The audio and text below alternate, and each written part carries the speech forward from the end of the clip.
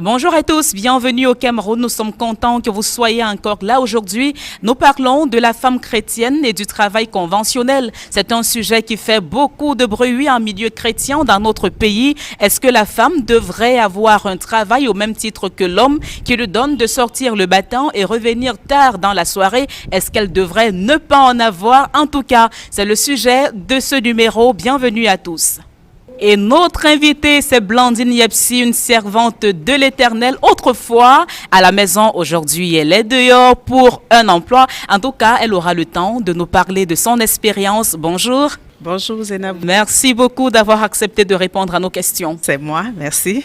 Alors, on a dit, on parle aujourd'hui de la femme chrétienne et du travail conventionnel. À votre avis, et selon la parole de Dieu, est-ce que la femme devrait avoir un emploi qui lui donne de sortir le matin et revenir tard dans la soirée? Bon, c'est vrai que dit comme ça, sortir tôt le matin, revenir tard dans la soirée, ça peut sonner un peu bizarre dans les oreilles, mais je crois que de tout le temps, Dieu a encouragé et a toujours encouragé le travail, que ce soit l'homme ou la femme, parce qu'on a quelques exemples dans la Bible, peut-être c'est défini de façon différente. L'homme devrait travailler, manger à la sueur de son front, et la femme étant l'aide de l'homme, on peut sous-entendre que la femme également est appelée à soutenir son mari dans le travail qui lui revient de fait. Donc je pense pour ma part qu'au regard de la parole de Dieu, on ne peut pas dire que la femme n'est pas appelée à travailler, mais il est question peut-être de définir exactement quelles sont les priorités d'une femme dans le travail. Et certainement, nous en parlerons au cours de cette émission. Tel que défini par vous, a priori, vous dites, lorsqu'on lit la Bible, on se rend compte que Dieu appelle l'homme à travailler et la femme étant son aide, elle est elle aussi appelée à rentrer dans la vision de son homme. Est-ce que c'est donc à tort ou à raison que certaines personnes, surtout des chrétiens, justifient le déséquilibre observé dans des foyers chrétiens par le fait que la femme ait des obligations professionnelles au même titre que son mari?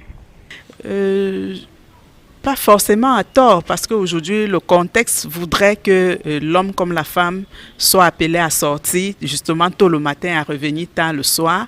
Et ceci amène très souvent les femmes à négliger la tâche première qui leur a été confiée par Dieu. Si on se réfère, par exemple, à quelques passages bibliques, que ce soit dans Tite 2, à partir des versets 4 et 5, je ne sais pas si on peut lire, qui demande à la femme d'aimer son mari, d'aimer ses enfants et de s'occuper des tâches domestiques. Donc je crois que premièrement, le Seigneur appelle la femme à être à la maison, à s'occuper de son mari, de ses enfants, à s'occuper des tâches domestiques. Donc je pense que si cela est fait, on revient peut-être dans le livre de Proverbes 31 à partir du verset 11 jusqu'à la fin, on va voir, on décrit la femme vertueuse comme celle-là qui se lève très tôt le matin, prend soin de sa maison et s'en va chercher de quoi nourrir sa famille, s'en va travailler. Donc, je pense que ceux qui décrivent cela aujourd'hui, peut-être à tort ou à raison, ne devrait peut-être pas, parce que si une femme est vraiment organisée, elle peut tenir sa maison et en même temps avoir un travail séculier. Vous, par exemple, on l'a dit tout à l'heure, vous êtes aujourd'hui, vous avez une occupation à l'extérieur, mais chez vous, également, vous vaquez très bien à vos occupations. Oui, mais ça n'a pas toujours été le cas, parce que au début de notre mariage, je travaillais, mais mon mari et moi, c'était convenu de ce que, à un moment donné, il fallait que j'arrête, que je sois à la maison. Est-ce que ça a été une décision facile alors? Oui, facile, je dirais, parce que ce n'est pas une fois dans le mariage que la décision a été prise, parce que c'était une question dont on avait parlé même pendant les fiançailles. Il était important que quelqu'un d'entre nous soit à la maison, et c'était beaucoup plus moi en fait. Donc, le temps au moins que les enfants atteignent un certain âge, que le dernier puisse au moins atteindre un certain âge, afin que je puisse me déployer autrement. Mais ça ne voudrait pas dire que j'ai passé tout ce temps à ne rien faire. Je crois que j'ai passé tout ce temps à faire des choses qui me permettaient d'avoir des revenus ou alors de travailler, mais de la maison. Donc aujourd'hui, même si je suis appelée à sortir chaque jour ou presque chaque jour, il fut un temps où je travaillais, mais disposais librement de mon temps. On regarde cet extrait de Blandine Yepsi, notre invitée, elle, chez elle, faisant une ou deux choses, et puis on revient pour la suite de cette émission.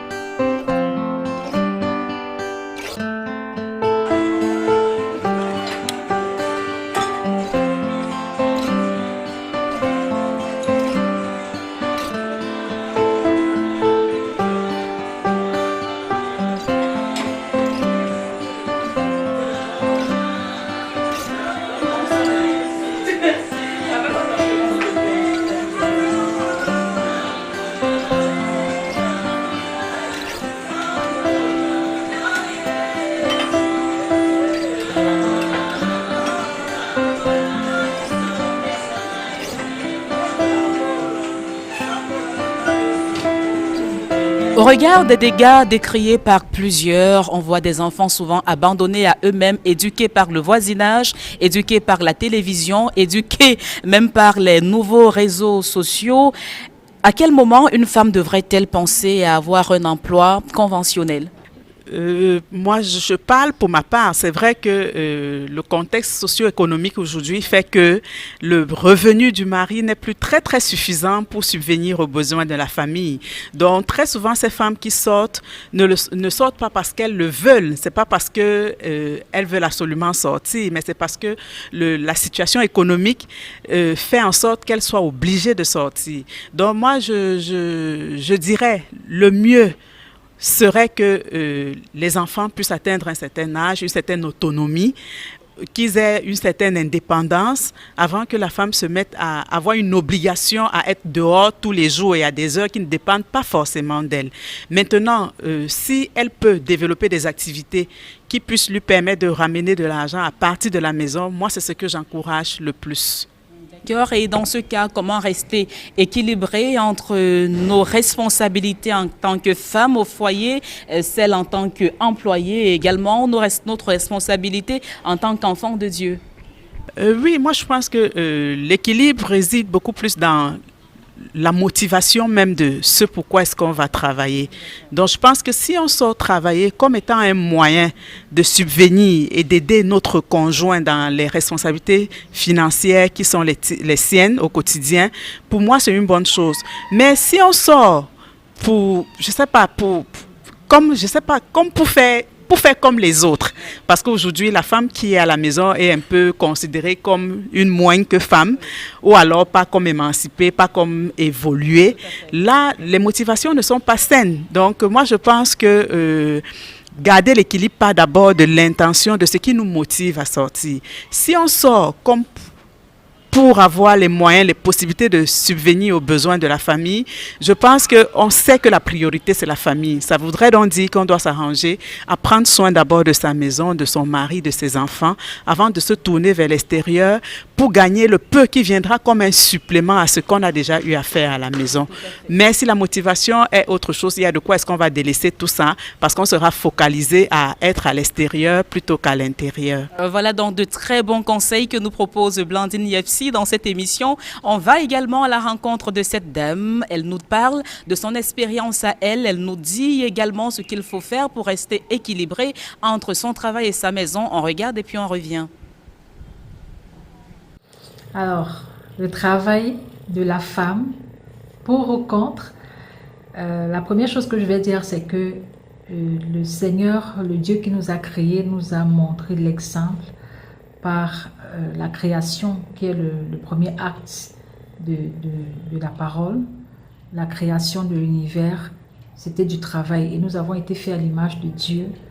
Et sa parole nous dit également que le précieux trésor de l'homme, c'est son activité, l'homme est être humain. Donc oui, qu'on soit un homme ou une femme, on a besoin, je dis bien on a besoin d'être en activité, de produire des choses, de faire tourner son cerveau, sinon il nous a été donné pour rien. On a besoin d'être productif d'une manière ou d'une autre. C'est important pour l'épanouissement. Ce n'est pas juste une question de sortir tous les matins, ce n'est pas une question d'argent seulement non plus, mais c'est une question d'épanouissement. Maintenant, au-delà de cela, je voudrais évoquer deux éléments qui permettent que l'on puisse arriver à dire non au travail de la femme. Nous savons bien que ça dépendra aussi de si elle est célibataire ou si elle est mariée. Et en fonction d'un cas ou de l'autre, il est important de tenir en compte deux éléments. Le premier élément, c'est le critère de productivité. Est-ce que ce que je suis en train de faire est productif? Est-ce que c'est épanouissant? Est-ce que ça me permet d'apporter un plus dans ma propre vie, dans mon environnement, dans ma nation et ainsi de suite? Est-ce que je suis dans une logique de productivité épanouissante? C'est important. On ne sort pas pour sortir, ok? C'est pas le travail à tout prix. Il faut que ce soit productif et épanouissant. Le deuxième critère qu'il faut tenir en compte, c'est celui des priorités. Productivité, priorité.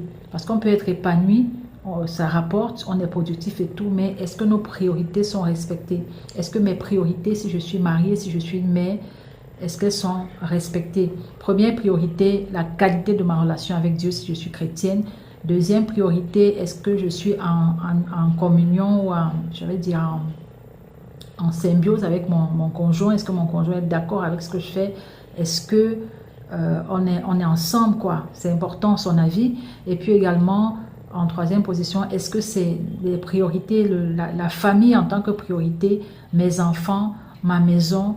Est-ce que j'en prends soin? Est-ce que je ne néglige pas ma maison à cause de mon travail?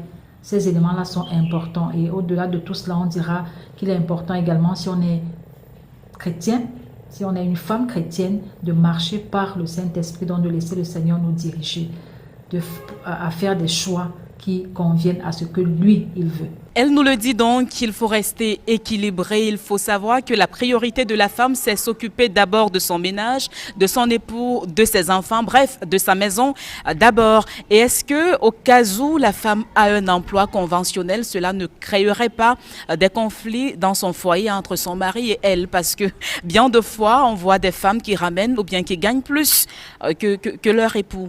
Est-ce qu'il n'y a pas conflit quelque part? Bon, moi je dirais qu'il y a conflit si, comme je disais tout à l'heure, si la femme n'a pas perçu ce pourquoi elle est appelée à sortir. Mais je pense que si elle sort dans le but d'aider, de contribuer aux charges de la maison, je ne vois pas en quoi est-ce qu'il y aurait conflit. C'est vrai que parfois même la femme gagne plus et elle n'en fait pas un problème et c'est le mari en retour qui se sent peut-être complexé du fait que la femme gagne un peu plus et ça crée des problèmes. Mais je pense que si on est véritablement enfant de Dieu, on sait que ce soit l'homme, que ce soit la femme qui ramène, c'est pour la maison. Il n'y a pas que c'est l'argent de la femme, c'est l'argent du mari. Non, c'est l'argent du foyer et c'est Dieu qui a pourvu. On le met ensemble et ensemble on décide de comment est-ce qu'on va disposer de cela. Donc moi je pense que la source de conflit ne peut naître que si les motivations ne sont pas bonnes et si tous les deux ne sont pas vraiment ancrés ou alors n'ont pas une certaine intimité avec le Seigneur. Tout à fait. Et également, est-ce qu'à un moment, dans notre contexte, par exemple au Cameroun, on voit des femmes qui ont plusieurs activités en dehors de leur occupation professionnelle, ont d'autres activités parallèles, des réunions en fait amicales. Est-ce que tout cela contribuerait par exemple au déséquilibre du foyer? Comment la femme fait-elle pour gérer à un moment toutes ces activités-là? Est-ce qu'on devrait mettre certaines de côté? Oui, je pense qu'à un moment donné, il faut savoir faire la part des choses. Ce serait très difficile pour une femme qui sort de lundi, par exemple, à vendredi pour le cadre du travail, d'avoir encore 2-3 activités en parallèle le week-end. Ce serait très compliqué d'assumer parce que très souvent, absente au courant de la semaine, c'est le week-end généralement qu'on trouve un peu de temps pour rattraper un certain nombre de choses, que ce soit au niveau des tâches ménagères, que ce soit au niveau des enfants et même au niveau des conjoints, et sans oublier la grande famille aussi. Donc moi je pense qu'il est important de limiter au maximum ses activités et de se concentrer vraiment sur l'essentiel, à savoir sa maison, son mari, ses enfants et si jamais obligation oblige, son travail. Merci à vous, chers téléspectateurs, d'avoir suivi ce numéro de l'émission En route avec Dieu au Cameroun. C'était tout un plaisir pour nous d'échanger avec Blandine Yepsi. Nous parlions donc de la femme chrétienne et du travail conventionnel. Nous retenons que la femme, au même titre que son mari, peut avoir un travail pourvu qu'elle reste focalisée sur la priorité qu'est son ménage. Merci, à très bientôt pour un autre numéro depuis le Cameroun. Que le Seigneur vous bénisse et qu'il vous accorde tout ce qu'il y a de meilleur.